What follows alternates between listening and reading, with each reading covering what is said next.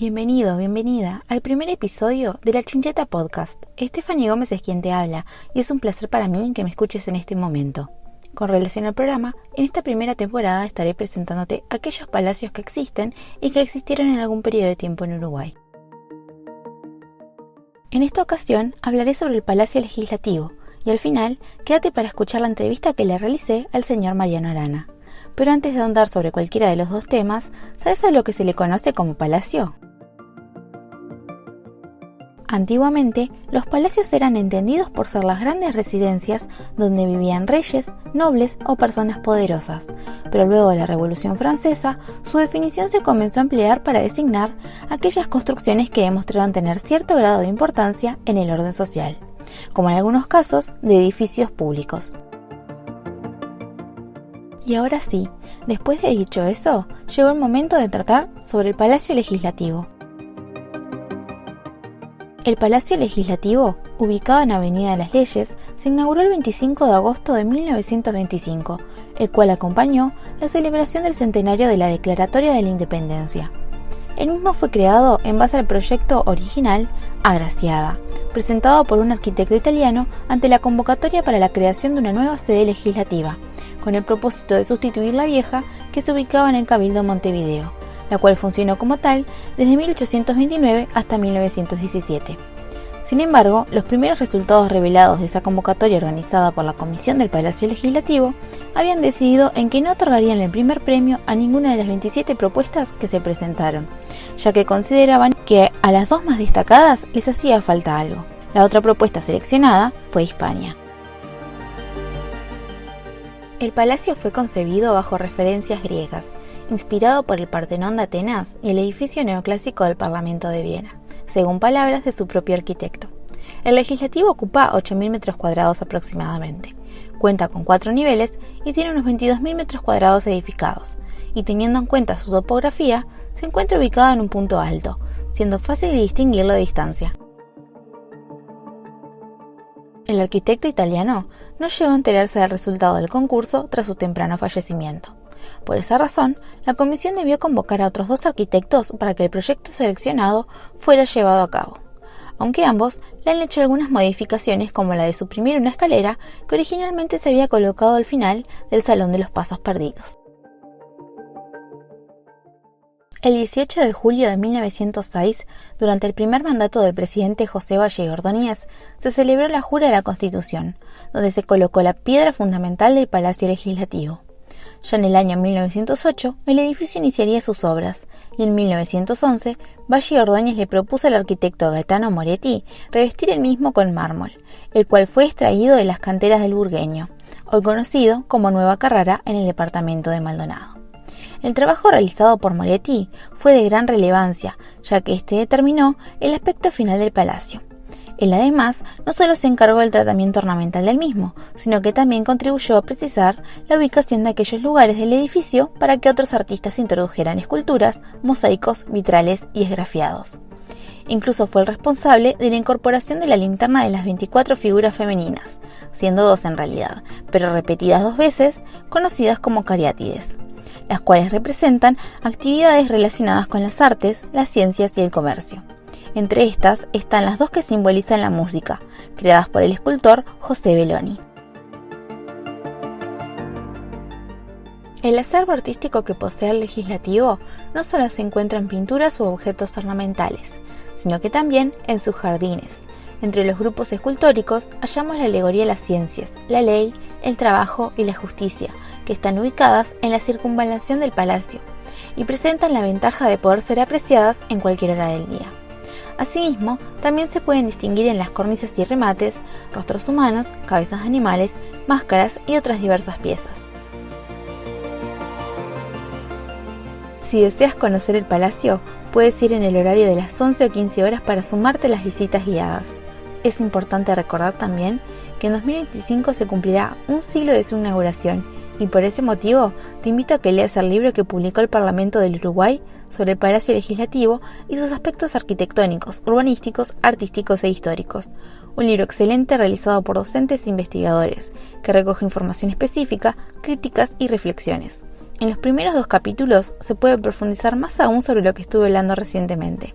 Yo lo solicité en la querida biblioteca de Facultad de Humanidades. Allí hay un tomo disponible, pero siempre puedes consultar por otros a través de la página del BIUR.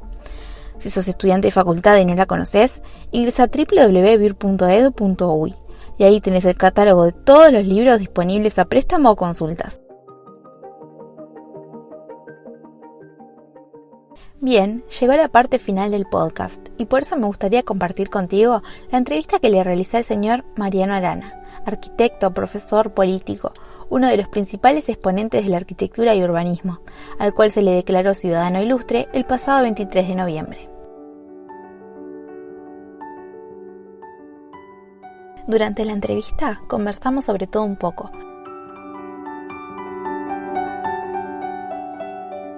En plena dictadura, con estudiantes de la facultad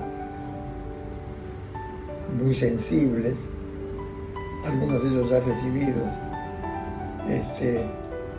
yo les dije, che, ¿qué te parece?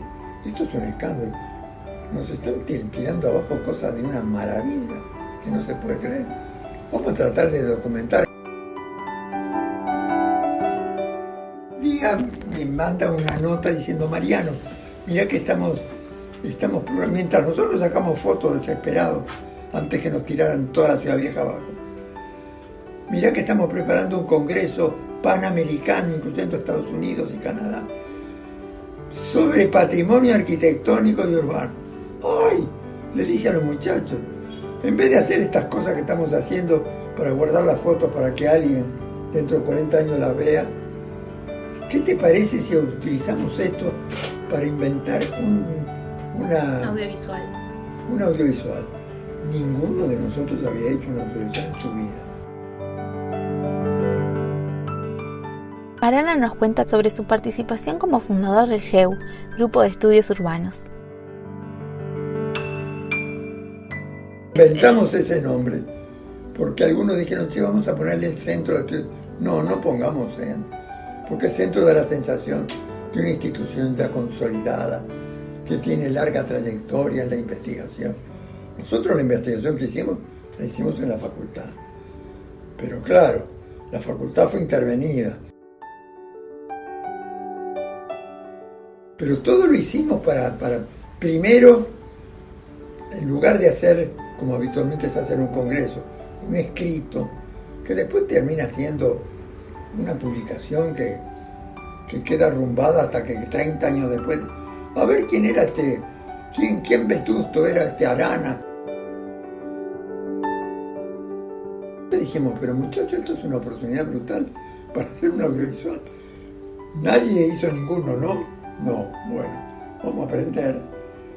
Y cuando vos tenés ganas, bronca y conocimiento, éramos como 15, sentados en una mesa, discutíamos empezamos a juntar las fotos. Mirá que las fotos eran todo lo que no se debe hacer.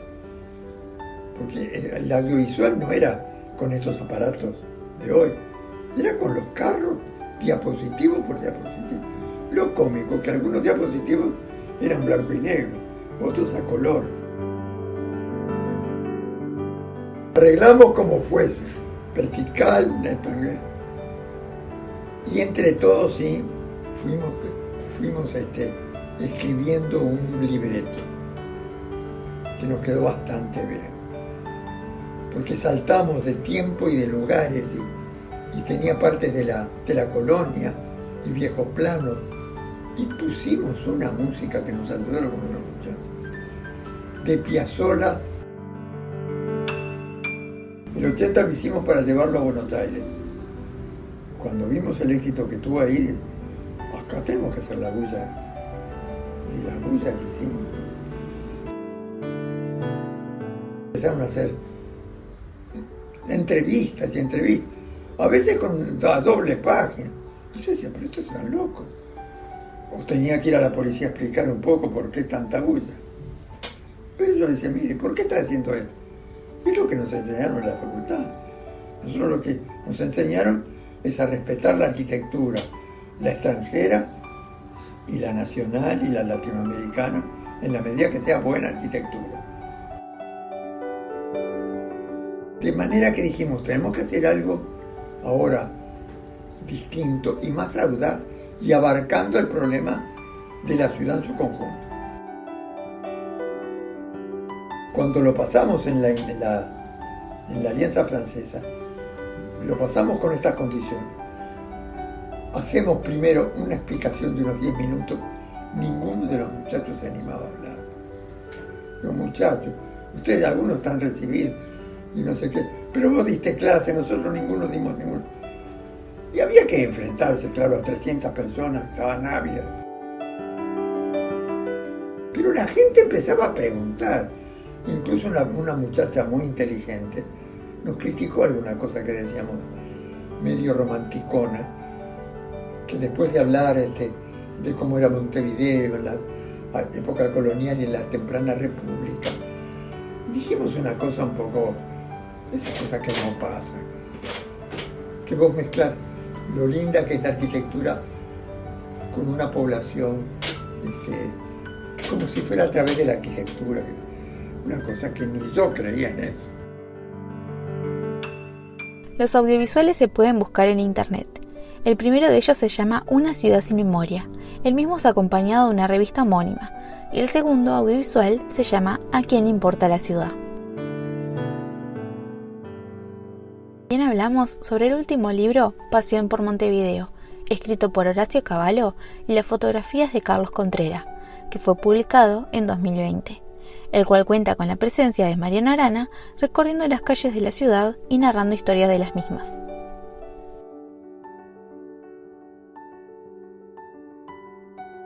Mirá, la pasamos bárbaro. En realidad las preguntas eran de ellos. Y además en un invierno, todavía no había pandemia. Pero mirá que me venían a buscar a la Junta Departamental, que yo terminé el periplo de varias veces en el Senado y 10 años en la Junta como intendente, y decidimos con otra persona amiga, que llegó a ser incluso presidenta de la Junta Departamental, decidimos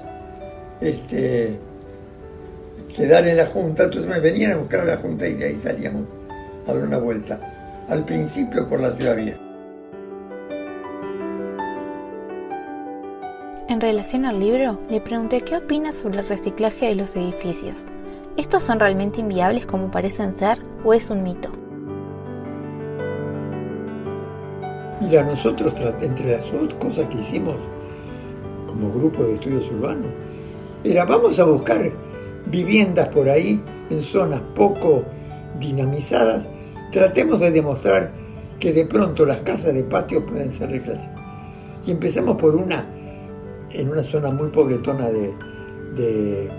muy cercana a la Rambla, la Casa Verde. Laburamos en eso y quedó linda, la verdad. Y después, zonas que estaban absolutamente degradadas en cuanto a precio, cercanas al Parque Rodó.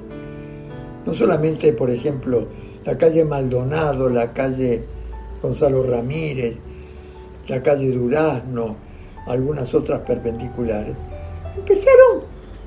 La gente se dio cuenta que se podía sacar de una casa de patio 2 o 3 unidades. El lío era cuando había que poner un piso más del que tenían. Y como esas casas de bovedillas suelen tener una altura de 4,50 o 4 y poco, están fuera de norma, pero logramos que fueran tolerantes, o logramos que pudiéramos bajar un par de escalones en la planta baja, de manera de alcanzar los 2,40.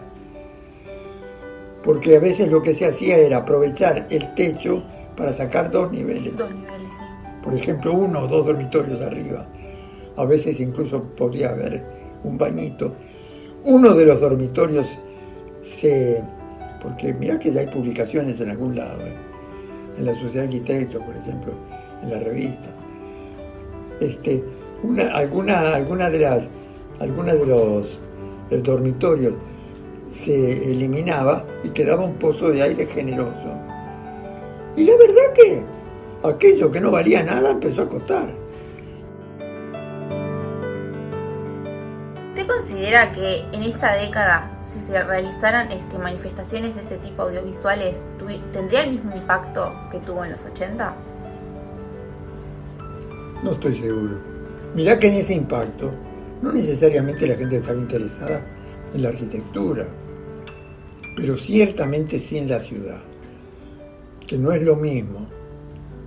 La gente, si le decís de una obra de arquitectura, no se animan a hablar, pero de la ciudad sí se animan, porque la siente como propia, que es lo maravilloso.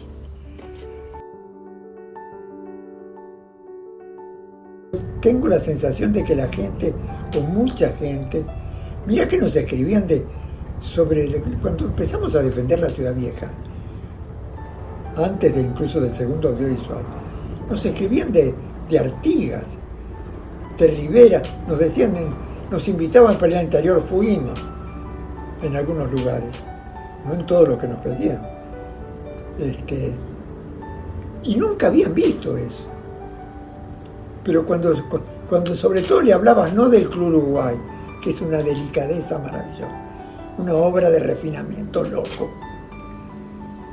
Pero por ejemplo, se sensibilizaban mucho con el conventillo del Medio Mundo. Había que tirar el conventillo del Medio Mundo, que fue el sitio de la única reunión que hubo de la UNESCO en Montevideo, cuando yo estaba recién ingresado en la facultad, donde se hizo la festichola inicial, en el conventillo, que tuvo un éxito formidable, con los candomberos, fue, yo qué sé, una cosa que es la que habitualmente no tienen los europeos. No tienen conventillos en plena capitales europeas. Y aquello que era una cosa curiosísima y llamativa, que se valoró mucho, fuimos incapaces de mantenerla. Y así se tiró el conventillo entero, y no porque fuera lindo del exterior, era una construcción que si no sabía que había un conventillo ni te enterabas. Pero cuando entrabas al patio de 2 niveles, que además hacia el final había una escalerita que bajaba un poquito y otra escalerita que subía, y todo aquel corredor por allá arriba, vos no lo llegaste a ver, pero era una cosa de verdad, espacialmente brutal. No era el refinamiento de un The Voice o de el otro que era un capo, pero caramba, que hizo unas viviendas de maravilla. Por ejemplo, lo que es hoy el arreglo de una casa de patios muy importante, que es hoy la Embajada de México, 25 metros. No son esas obras exquisitas, pero no todo lo bueno es exquisito.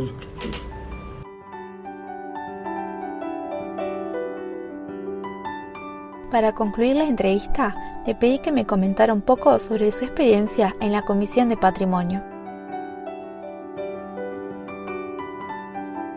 Cuando estuve de presidente de la Comisión de Patrimonio, se me ocurrió que deberíamos incluir obras bastante actuales, por ejemplo, alguna obra de Dieste.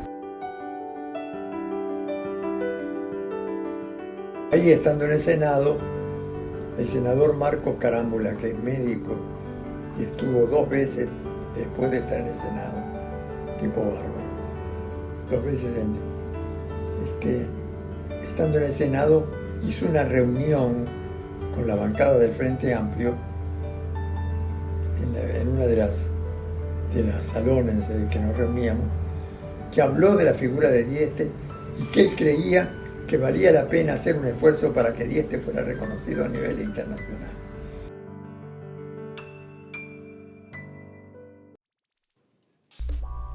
Bien, hasta aquí hemos llegado con el primer episodio de La Chincheta. Espero que haya sido de tu agrado. Te espero en el próximo. No te olvides de conseguir el libro más reciente de Mariano Arana, Pasión por Montevideo, que es imperdible. Te recuerdo también que puedes mantenerte al tanto de los podcasts, notas y reseñas a través del Instagram, @lachinchetaui, o el sitio web. Gracias por escuchar. Hasta pronto.